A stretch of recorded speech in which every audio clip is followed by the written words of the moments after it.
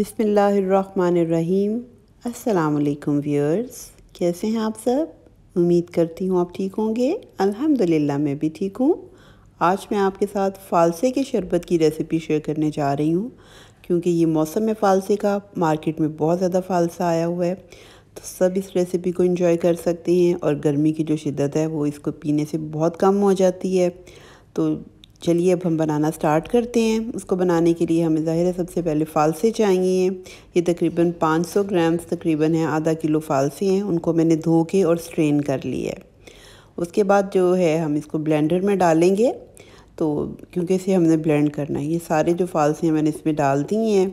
और इसके बाद हम इसमें स्वीटनर के तौर पे आप इसमें चीनी यूज़ कर सकते हैं, या अगर आप चीनी नहीं लेना चाहते तो आप शक्कर का इस्तेमाल भी कर सकते हैं। तो मैंने इसमें ये सर्विंग स्पून्स हैं, बड़े जो सर्विंग स्पून है वो 2 डाले हैं। और काला नमक इसमें मैं डाल रही हूँ, वो भी हस्बे ज़ायका। चीनी और नमक आप डाल सकते हैं। और अब इसमें मैंने पानी ऐड किया है और इसको हमने क्या करना है, ब्लेंड कर लेना है। इसमें कोई लेमन या किसी चीज़ की ज़रूरत नहीं, क्योंकि फ़ालसे खुद ही बहुत ज़्यादा खट्टे होते हैं। अब ये देखिए मैंने इसे ब्लेंड किया है, 5 से 4-5 मिनट तकरीबन किया है। तो ये देखिए स्मूथ सी हमारे पास ये पेस्ट आ गई है। अब यहाँ पे देखिए इसका कलर भी कितना अच्छा लग रहा है। और इसको हम क्या करेंगे कि इसको हम स्ट्रेनर रख के तो इसको स्ट्रेन कर लेंगे, ताकि इसके अंदर जो भी पल्प है ना एक्स्ट्रा वो निकल जाए, क्योंकि वो जूस में तो अच्छा नहीं लगता ना जो पल्प होता है। तो बस हमने सारे जूस को आहिस्ता आहिस्ता करके ना तो इसको इसमें वो कर लेना है, स्ट्रेन कर लेना है। आप स्पैचुला ले लें तो इसके साथ आप इसको आप हिलाते जाएंगे आहिस्ता आहिस्ता, तो पल्प जो है वो इसका ऊपर रह जाएगा स्ट्रेनर पे, और इसका जूस जो है वो अच्छे से निकल जाएगा। ये देखिए मैंने अच्छी तरह से स्पैचुला से इसे कर रही हूँ।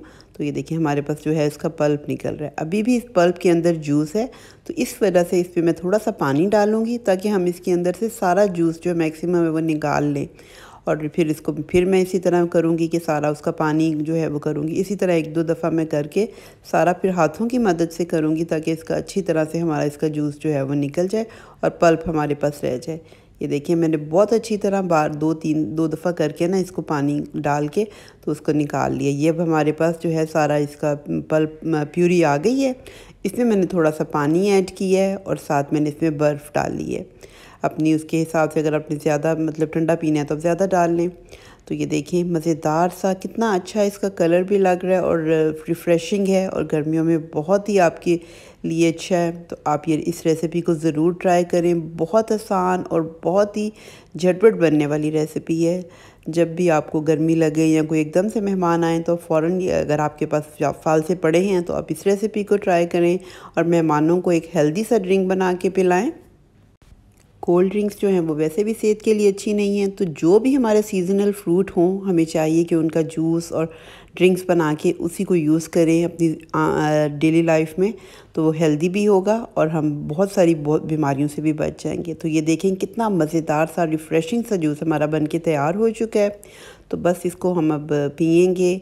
और शवाल का महीना है, लोग इसमें भी रोज़े रख रहे हैं, इसमें भी इस रेसिपी को एंजॉय करें। तो अगर आपको मेरी ये रेसिपी पसंद आए तो मुझे फ़ीडबैक दें, अपनी दुआओं में मुझे याद रखें। अल्लाह हम सबको अपनी हिफ्ज़-ओ-अमान में रखे, अपनी रहमतें नाज़िल फरमाए। और अगर अभी तक आपने मेरे चैनल को सब्सक्राइब नहीं किया तो मेरे चैनल को भी सब्सक्राइब करें, लाइक करें, शेयर करें अपनी फैमिली और फ्रेंड्स के साथ।